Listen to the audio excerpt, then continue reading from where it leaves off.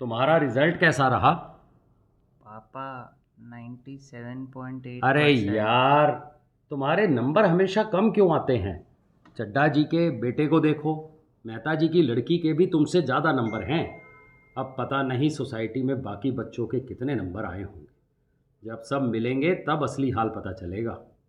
पापा आरव और वीरेंद्र के तो मुझसे भी कम हैं। बस हर बार अपने से नीचे वालों को ही देखना है क्या? तुम भी कुछ ध्यान दे लिया करो। हर वक्त बस। बस, अब सारा ब्लेम मुझ पर मत डालो। आप अपनी कोई जिम्मेदारी समझते भी हो। और अब जब किट्टी में सब लेडीज पूछेंगी तो मैं क्या बोलूँगी? पर मम्मी मेरे मार्क्स। बस करो देव, अब मेरा और मूड खराब मत करो। आज जब बच्चों का स्कूल का रिज़ल्ट आता है तो हम सबसे पहले ये नहीं देखते कि हमारे बच्चे ने कितनी मेहनत की या उसने अपनी तुलना में क्या सुधार किया। नहीं, हम तो सीधा ये सोचने लगते हैं कि बाकी बच्चों के कितने नंबर आए, और फिर वहीं से शुरू होता है तुलना का खेल। हम अपने ही बच्चे को पीछे छोड़ उन बच्चों की तारीफ़ करने लगते हैं जिनके नंबर थोड़े ज़्यादा आए होते हैं।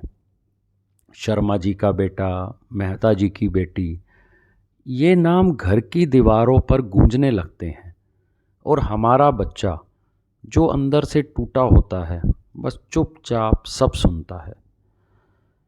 पर क्या हम ये भूल जाते हैं कि दो बच्चों की तुलना कभी हो ही नहीं सकती? हर बच्चे की सोच, उसकी प्रतिभा, उसकी समझ और उसका हुनर सब कुछ अलग होता है। ज़रूरी नहीं कि जो चीज़ हम अपने बच्चे में अच्छी देखना चाहते हैं वो भी उसी में निखरे। हो सकता है उसकी चमक किसी और दिशा में हो, बस हमें उसे पहचानने की ज़रूरत है। इसलिए अगर आज या अभी आपके बच्चे का रिज़ल्ट आया हो तो सबसे पहले उसे गले लगाइए, उसकी मेहनत की सराहना कीजिए और उसे ये एहसास दिलाइए कि वो किसी से कम नहीं है। आज का दौर है और एक वो समय था जब हम छोटे हुआ करते थे। अरे देव बेटा, कहाँ हो? हाँ जी पिताजी। पिताजी मैं पास हो गया। मुझे मालूम था बेटा, तभी तो देखो तुम्हारे लिए क्या लाया हूँ। लाला हलवाई से तुम्हारी मनपसंद बर्फी। ये अरे वाह, मज़ा आ गया। मैं अपने दोस्तों के साथ मिलकर खाऊंगा। अरे, आप तो पहले ही मिठाई ले आए। मैं तो घर में सूजी का हलवा बना रही थी ताकि आज सबका मुंह मीठा करवा सकूं। अरे वो जब मैं काम से वापस आ रहा था तो रास्ते में मनोहर भाई मिल गए। उन्होंने ही बताया कि हमारा देव पास हो गया है। बहुत खुश थे वो। अरे, उनकी बिटिया भी तो पास हो गई है। हाँ। अरे तभी तो हम दोनों ने एक साथ ही मिठाई खरीद ली। हा हा हा हा हा हा। सच में कई बार मुझे तो ये समझ नहीं आता कि उस वक्त हम ज़्यादा मस्त और लापरवाह थे, या आज के समय में हम ज़रूरत से ज़्यादा टेंशन लेने वाले हो गए हैं। हम क्यों आज अपने बच्चे को दूसरों से आगे देखना चाहते हैं? हम क्यों ये नहीं समझते कि हर अब बच्चे की अपनी कुछ ताकतें और कुछ कमज़ोरियां होती हैं? कभी कभी तो मुझे ऐसा भी लगता है, ये मेरा निजी और व्यक्तिगत विचार है, कि जब हम आज के दौर में अपने आसपास बहुत ज़्यादा प्रतियोगिता, कंपटीशन देखते हैं, और ख़ास तौर पे जब ये देखते हैं कि हमारे साथ का कोई हमसे आगे निकल गया है, तो माँ बाप होने के नाते शायद हम कुछ ज़्यादा ही सचेत, कॉन्शियस हो जाते हैं। कहीं हमारे बच्चे के साथ भी ऐसा ना हो, वो किसी से पीछे ना रह जाए। और फिर हम भूल जाते हैं कि ज़रूरी नहीं कि जिस रास्ते को हम बेहतर मानते हैं हमारा बच्चा भी उसी को बेहतर माने, या वही उसका ताकत वाला यानी स्ट्रेंथ एरिया हो। यही वो मोड़ होता है जहां हम अनजाने में अपने बच्चों पर दबाव डाल देते हैं कि वो हमारे अनुसार चलें ताकि आगे जाकर उन्हें कोई तकलीफ़ ना हो। लेकिन इसी भागदौड़ में कई बार हम अपने बच्चों से बहुत दूर निकल जाते हैं और फिर बच्चे भी हमसे दूर हो जाते हैं। जब हम अपने बच्चों को अपने अनुसार ढालने की कोशिश करते हैं तो हम ये भूल जाते हैं कि बच्चों का मन तो मिट्टी जैसा होता है और हर मिट्टी से एक सी मूरत नहीं बनती। कुछ बच्चे बहुत अच्छे श्रोता होते हैं, कुछ कल्पनाशील होते हैं और कुछ बहुत संवेदनशील होते हैं और कुछ तो ऐसे होते हैं जो शायद आज स्कूल में टॉप ना करें पर कल ज़िंदगी में किसी मोर्चे पर सबसे आगे होंगे।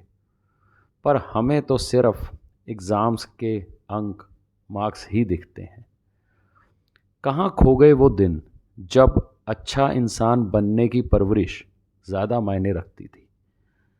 आज हम ये नहीं पूछते तू खुश है, हम पूछते हैं तेरे मार्क्स सबसे ज़्यादा है ना। पर सोचिए, अगर बच्चे सिर्फ आपके डर से पढ़ाई कर रहे हैं तो वो डर हमेशा के लिए उनके भीतर रह जाएगा। अगर वो सिर्फ तुलना में जीतने के लिए भाग रहे हैं तो ज़िंदगी की दौड़ में कभी ठहर कर सांस नहीं ले पाएंगे। क्या हम यही चाहते हैं या फिर हम चाहते हैं कि हमारा बच्चा खुले दिल से अपनी दुनिया बसाए, वो ज़िंदगी जिए डर से नहीं प्यार से, वो खुद से अपने फैसले ले, अपने रास्तों से खुश रहे।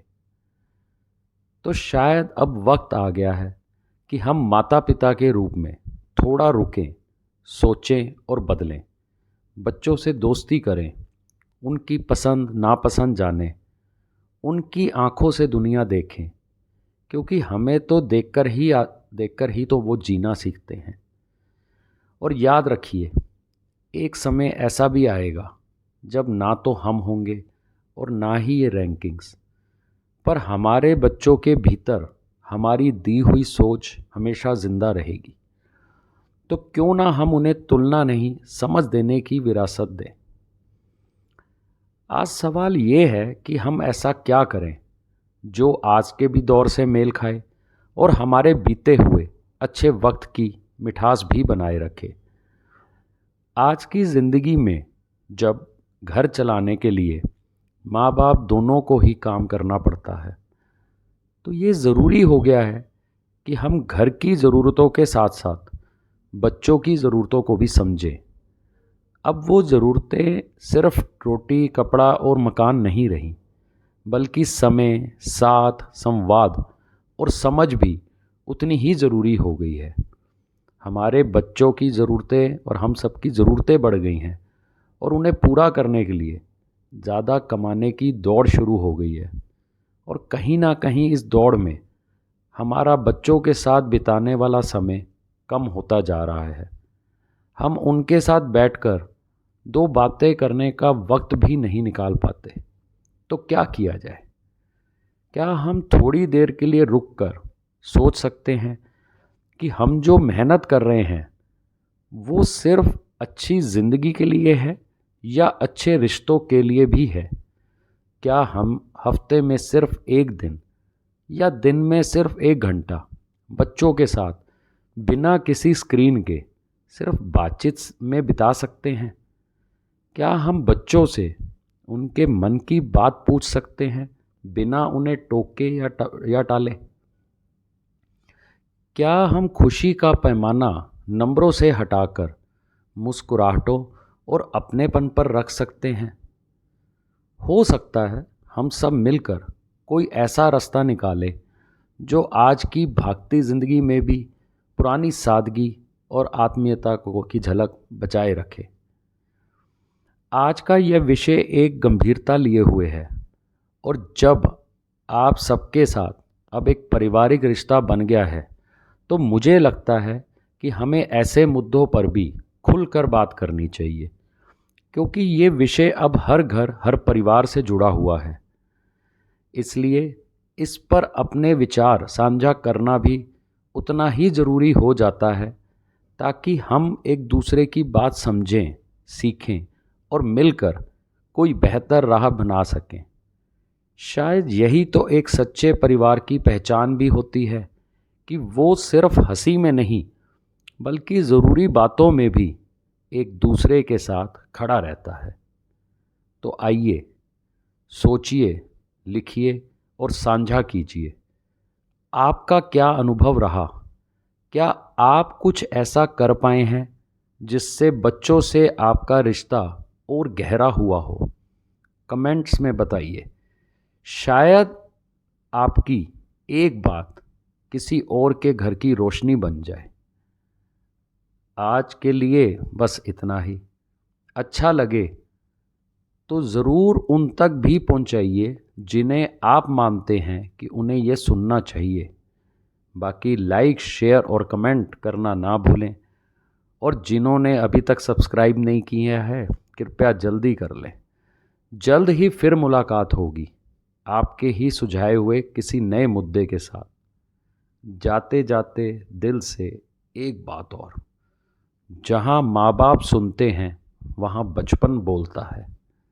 धन्यवाद। आपका अपना, नाम जो भी देना चाहें प्यार से।